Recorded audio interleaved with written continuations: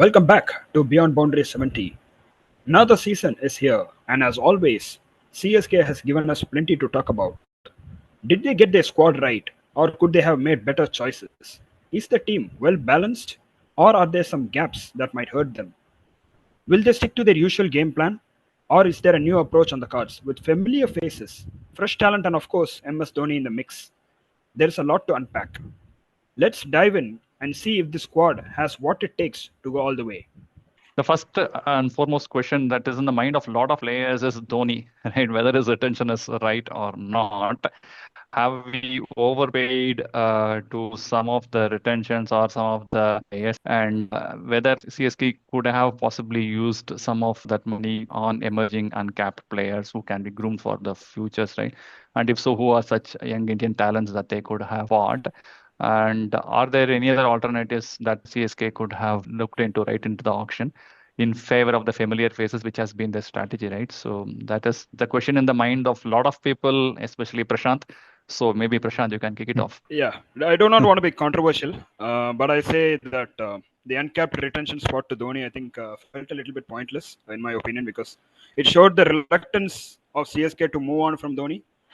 Yeah, you can argue that he's there to nurture Ruturaj, but I don't think you need more than 1 year for Ruturaj to get groomed as a captain because Hardik Pandya did it in the very first year as a captain by winning at GT. So from captaincy point of view, I don't think Dhoni is anymore needed here because Ruturaj has learnt what he has to.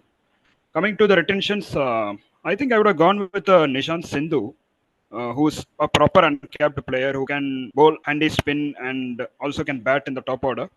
Or we could have gone with a bowler like Rajavardhan Hangarkekar. I'm a big fan of that guy, so he's a very good fast bowler who bowls with a lot of control, doesn't pick much wickets, but also gives some cushion to the other bowlers who can come in and bowl with confidence because the amount of runs contained in Rajwardhan's overs will definitely put pressure on the opposition. So they tend to make mistakes against other bowlers, which may result in wickets. I think he helps the team. And coming to other retentions, I feel nothing wrong has been done in that. I think rest of the retentions have been a little bit perfect to the team. There have been a lot of talks about Ashwin's 9 crore tag. Yeah, I don't think 9 crore is too much for him because considering he's a homeboy as well, he understands the pitch well and he's a handy batter as well. We know he has played at a lot of positions in the Rajasthan Royals and has delivered with a bat. So I think it's not a problem. And Noor Ahmad's 10 crore tag also raised eyebrows. But Noor Ahmad definitely gives a lot of firepower to our spin bowling, especially at Chepauk. Will be pretty useful in CSK's successes this season. So the way I see this, right, is first of all, if you look at Dhoni and specifically answering Dhoni's retention question, let's think about this, right? Obviously, we're all cricket fans first, and then within that we are CSK fans. So we tend to be very rational in the way we look at squad planning. But in reality, if you look at CSK, who pulls in the crowd to the stadium? Who pulls in the sponsors? You know, for CSK, truly, right? All of us are CSK fans. Do we really believe that we have a home and an away distinction? Like everywhere we go, it's yellow, right? Oh, Like even in Wankhede, it's yellow, right? it's yellow. Even in Punjab, it's yellow, right? KKR, like Kolkata, yellow, right? So who brings in that? Like that's Dhoni, right?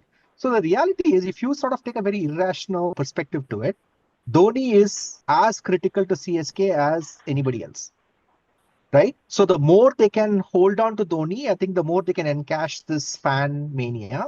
At the end of the day, IPL is entertainment. So any team would do that, right? They'd love to have. And tell me, if there's any team in the auction today, if Dhoni was released, would they have not picked him up? They would have picked him up 100%. He would have been the first buy. Yes. So that is one. Let me give you an anecdotal evidence, right? So I don't want to name the sponsor. I spoke to one of my friends who works for one of the sponsors on the jersey.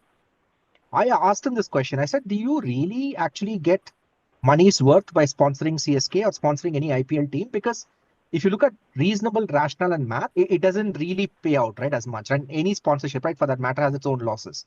You know what he told me? He said, the only reason Sudi we are on that jersey is because my dad loves Dhoni. This is what he said, right? That is what Dhoni is, right? So we got to be a little irrational and emotional when we think about Dhoni and not really overanalyze from a cricketing sense, right? Now, if Dhoni decides that end of this year is his time up, and he wants to take on a different role, I'm sure, the management would welcome that. But I don't think we should read too much into it in terms of a cricketing aspect. Now, he still contributes, right? I don't think he's far away from doing anything meaningful. So I think it's a win-win, right? if you look at the overall retentions or the strategy of CSK in the auction, I mean, CSK is very clear about how they approach their auction. First, they don't overpay for any player. Like you could see that, right? Like Stephen Fleming has his number, and then beyond that number, they'll say no, right? So they're very clear. They will never overpay. I mean, I know you could argue they overpaid for Ashwin. They probably overpaid for Noor Ahmed. But to me, right, that's probably, what they were willing to favor over the odds for those two bowlers because of the conditions, right, that they're going to play in. Second is their squad is stacked in favor of what suits them home conditions. So they want to have utility players, they want to have spinners, they want to be able to play three spinners at any point in time to choke the opposition, and that suits them to the T on the home condition. And third is they've got good amount of experience and youth balance. Although I have a crib about CSK and Dhoni for not playing enough youth or promoting enough youth like a Rajasthan Royals, but they've got enough balance in the team to be able to, play and win most matches. And the good part this time is because of the overseas picks they took, which is Nathan Ellis or you look at Jamie Overton, they've got good bowlers for conditions that suit pace as well. So to me, I think it's a bang on auction strategy. I have a crib around the batting depth of CSK and whether they can actually win the last 4 or 5 overs of depth, whether they have the power hitters. But other than that, they've had a great auction and they've had a good strategy and they've stuck to their strategy, which is their strength. Coming to Suryankal's point on Dhoni's contributions, I had a look at his strike rate. He strikes at 183, which is like really, really good for a finisher. And wicket keeping, he's still the best out there. But playing just 4 or 5 balls every match, how much value does that add? Yes, in some games like CSK versus LSG in 2023 or CSK versus MI in 2024, it was kind of crucial, you can say. It worked. But in others, CSK versus DC in 2024, CSK versus GT in 2024, and the big match CSK versus RCB in 2024, he played at a high strike rate when it was already too late. So should he come in a little earlier, around 15th over? I think that can be a question to ask. And his strike rate might drop a little, but he can still add more value when he comes at the 15th over or something. I think the beauty of Dhoni is I think he's realized his effectiveness is 4 or 5 balls. I think he is a man who understands himself really well. I don't think putting Dhoni in the 15th over is going to help any team because he doesn't have the mettle now to play 30 balls and score 50 runs or 60 runs, right? So he knows his value. His view is give me 5 balls, I'll score 15 or 20, right? And that is in itself is significant in my view in IPL because that amount of, like strike rate in 4 or 5 balls can change the course of a match. So I think what CSK has to do is to figure out how they play around Dhoni. Yeah, I think I agree to it. He has knee issues, his age, it's inevitable. The last 2 seasons have been a gift, and 2025 feels like a bonus. So CSK needs a roadmap for post-Dhoni era. I think they should prepare for it. The squad, right? The squad itself, whether there is a balance in the squad, do we have enough amount of power play players or specialist middle order anchoring kind of players and finishing firepower? And that's on the batting side. On the bowling side, obviously, we talked a lot about spin and which will certainly be good in Chepak's condition, but whether we'll be having that kind of like firepower outside Chepak also. And also in terms of players, right, who are typically kind of like prone to injuries at the crucial moments, are we covered well for them, considering that we will have 50% of the games both home and away? Is there a proper balance in the squad, right, to take this discussion forward? Yeah, I think CSK is pretty well balanced this time, Vijay. Probably like when we compare to the last 1 or 2 years, CSK had around average kind of pace attack, but this time they have bagged some of the median-aged players like Khalil Ahmed or even Gurpanjeet Singh, who are 26 or 27, and they can be groomed as well. Of course, they have been picking up wickets often, and Mukesh Chaudhary, who has had an experience of 3 years and who has been in contention for purple cap in the top 10 or top 7 in the past 2 or 3 years. Even when it comes to batting, we have Shivam Dubey or Rachin Ravindra, Devon Conway, even the skipper Gaikwad. I think even when it comes to foreign players, the last 2 or 3 years it was dominated by the Kiwi New Zealand players. I think this time they have opted like in a different way where there are mix of different country players like Afghanistan or Australia, New Zealand or England. If at all there is a time where there is a bilateral series between two nations, I think CSK is not going to be pretty badly affected out of it. When it comes to Rahul Tripathi, who has not been in his greatest form, but we all have seen his way of playing in the last 3 to 4 IPL season. He's a pretty good player. CSK, we have seen Ajinkya Rahane who has seen the redemption. I think now is the rightest time for Rahul Tripathi to bring back his form. The only problem where Dhoni is going to face is like if CSK's batting order is getting collapsed like in the initial 10 overs, then Dhoni somehow has to get in after 10th over or 11th over, which is going to be problematic for CSK when it comes to batting first. And obviously, we have to pull in the impact player, and we don't have a concrete answer for it. Sam Curran is out there. He's going to be playing at number 7 or number 8. This squad is pretty well managed this time, and moreover, it is in line with what Ruturaj Gaikwad and MS Dhoni wants. The way I see this is, I see this in three parts, right? First is, I think if you look at our bowling, I think we are very well stacked. I don't think there should be any complaints in terms of our approach to bowling because we've got enough depth and enough experience overseas and sort of home in that bowling attack, right? I don't think that should be an issue. Our batting attack also looks very strong, but on paper, the only reason why I would say it's on paper is because I think injuries and how we cover for some of those over a long tournament like IPL is going to be vital. Let's say, Ruturaj Gaikwad gets injured or Devon Conway gets injured, we are literally going to struggle. So our batting looks good on paper, but, questionable in terms of fitness and form, right, over a period of time. The third part, I think, where we are going to probably struggle, and that's a very complex dilemma, is what do you do for that finishing role? Who does that?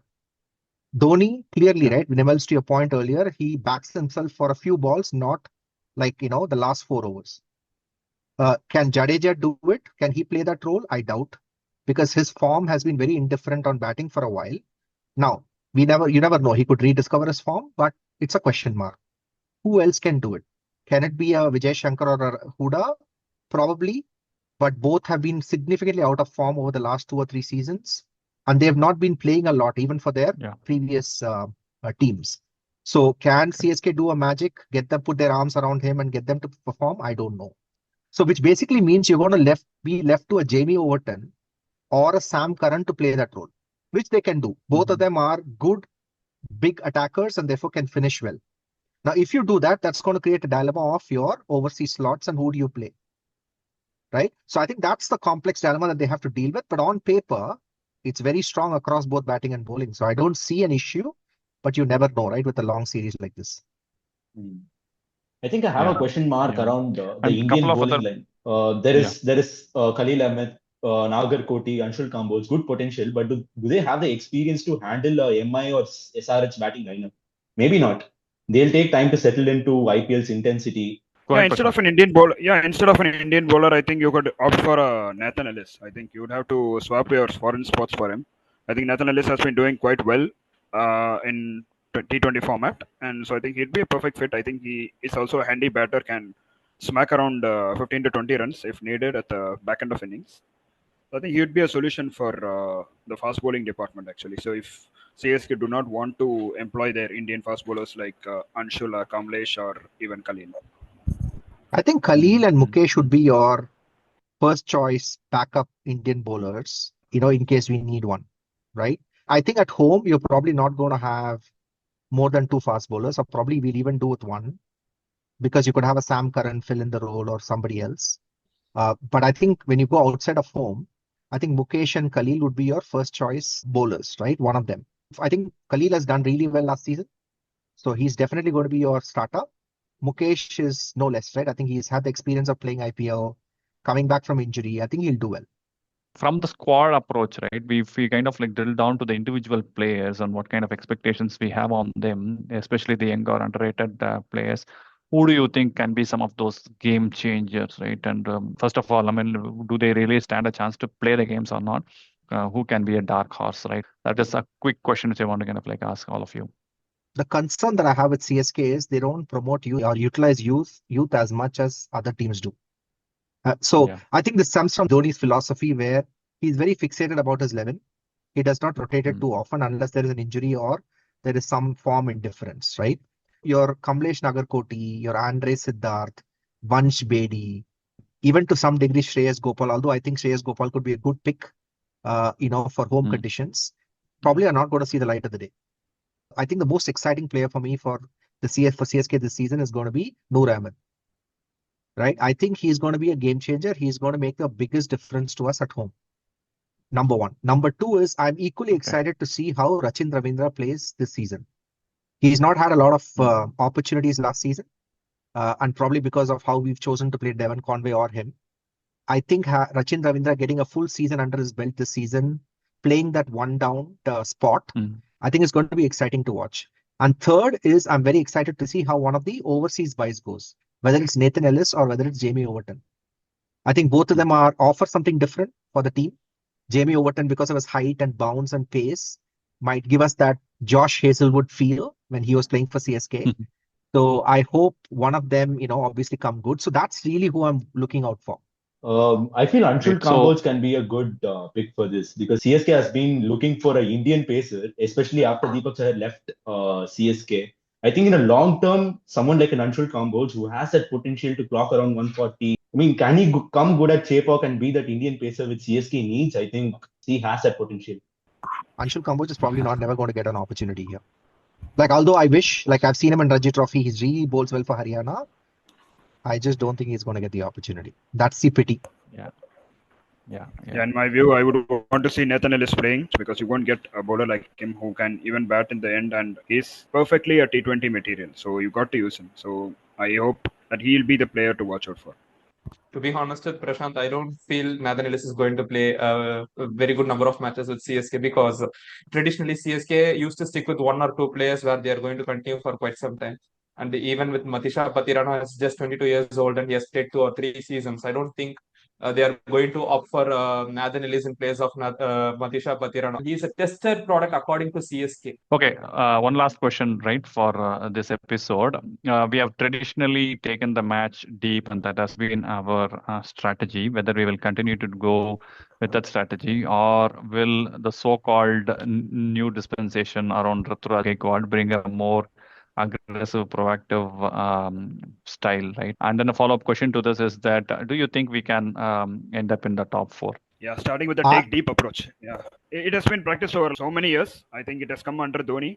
I hope that the approach changes in this season because in big 2025, you don't want to be taking matches deep for petty totals like 124 or 132. So that won't help in your NRR actually because see, nowadays IPL has become very more competitive. And in this competitive scene, every team are getting to 14 points or 16 points so easily. So I think at some point of time, NRR will come into picture and that time CSK will be the team that will be beaten back and thrown out of the title race, just like it happened in 2024. I'm being very honest because the bowlers have figured out CSK's strategy of taking matches deep. I mean, many say take it deep is like a outdated strategy, especially when it comes to like 200 plus scores or even for like petty scores like 140, as you mentioned. But I don't think so. The real issue is CSK's execution in crunch games. It needs players to absorb pressure and exert pressure back on the other team. The NRR can work otherwise also, right? For example, a 60-run loss can become a 20-25-run loss. But again, if they can't execute it, then there's no point in holding on to it. They should switch to a more attacking approach from the start. Any loss around 30 runs is a big loss, Nimal. Actually, see, the NRR gets severely affected if it is anything above 25 or 30 runs. We have seen in the Gujarat game last season, CSK lost by around 30 plus runs. It affected the NRR very badly. That is why the CSK versus RCB game had to be that decider game. And now CSK fans are saying it is unfinished business. It is not unfinished business. It is the sand which CSK threw on their own head. So it is not unfinished business. It is our own undoing. That's it. Agreed. See, here's how I see it, right? I don't think there is a strategy called, taking it to deep and winning matches. I don't think that's a strategy. I think that's how we interpret it. In my view, I think it's Dhoni's personal style of how he chooses to bat. We have sort of interpreted as the CSK strategy, which I don't think it is. Even more so this season, because we've talked about finishing and the lack of finishing firepower in our team, I don't think they can even take that chance to go deeper and see what happens. I think we got to play based on the merit of the ball, based on the situation and that, what's happening at that moment, versus trying to build a strategy of, we're going to take the day games deep for NRR, or we're going to take the day games deep for something else. I don't think that can be a strategy, right? I think we just have to be even more careful and play as it is. I mean, look at KKR. Look at how Gambhir has revolutionized KKR, right? He came in and said, why do we have to consider the last 4 overs to be the impact overs? Why can't we make the first 10 the impact overs? And he changed the strategy, brought in, obviously the spinner Sunil Narayan, got him to open and said, go berserk, think of the first 10 overs as the last 10, right? I mean, that's a strategy, right? To me, that's a tactic. So I think, things will evolve. I mean, part of the reason is, Stephen Fleming, the coaching staff has been the same. So a lot of this, there's continuum, right? So we'll see, right, how things go. And coming to the overall Okay. squad rating, which Vijay said, I think the squad is solid, but the Indian pace attack is a weak spot. Also, the team has too many bowling all-rounders whom we can't rely on completely. That said, it's an odd year. Maybe this is CSK's year for the trophy. Jokes aside, this squad has a serious potential. I think I'll give the squad a 9.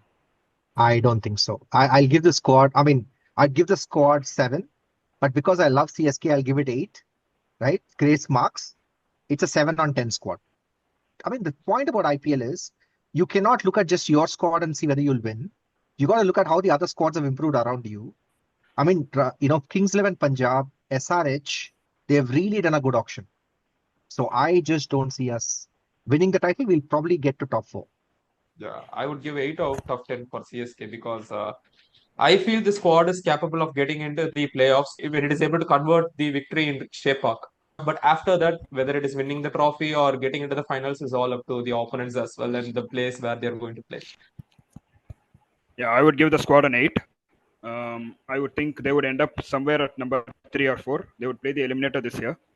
And barring what NRR has to do, they shouldn't slip up again like last year. This year is a comeback for them to where they belong.